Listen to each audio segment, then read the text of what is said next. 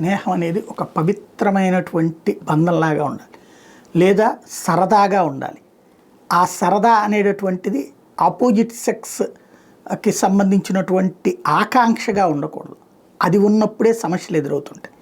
ఇప్పుడు తాజాగా అనేక బ్లాక్మెయిలింగ్ కేసుల్లో కనబడుతున్నది ఏంటంటే, మీడియా హైడ్ చేస్తుంది, అట్లాగే వాళ్ళు హైడ్ చేస్తున్నారు. కానీ మార్ఫింగ్ చేసిన ఫోటోలు పెడతామన్నారు, మార్ఫింగ్ చేసిన ఫోటోలు పెడతాం, ఇవి 10% ఉంటున్నాయి.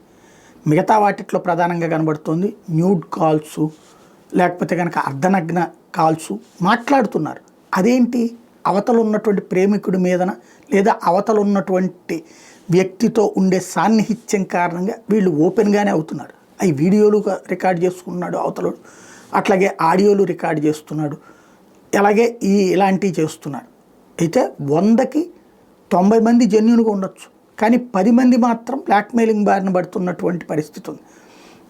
ఇది కాకుండా తర్వాత రేపు పొద్దున ఈ లవ్ వద్దనుకుని బ్రేకప్ చెప్పుకున్నా, లేదా వీళ్ళతో సాన్నిహిత్యం వద్దనుకున్నా, వేరే వాళ్ళతో సాన్నిహిత్యం నడుపుతున్నా వెంటనే వీళ్ళు ఎదురు తిరుగుతున్నారు. అయితే చంపేస్తున్నారు, లేకపోతే సోషల్ మీడియాలో పెడతామంటూ బెదిరింపులు, మళ్ళీ వీళ్ళు వాళ్ళ మీద కేసు పెడతారు, పోలీసులు అరెస్ట్ చేస్తారు, బాగానే ఉంది.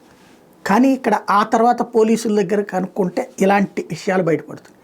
ఇక్కడ మనం అవతల వాళ్ళతో ఫ్రెండ్షిప్ అంటే ఫ్రెండ్షిప్ వరకు ఉంటే తప్పులేదు, ఈ రెండవ కోణం దగ్గరికి వెళ్ళినప్పుడే సమస్య.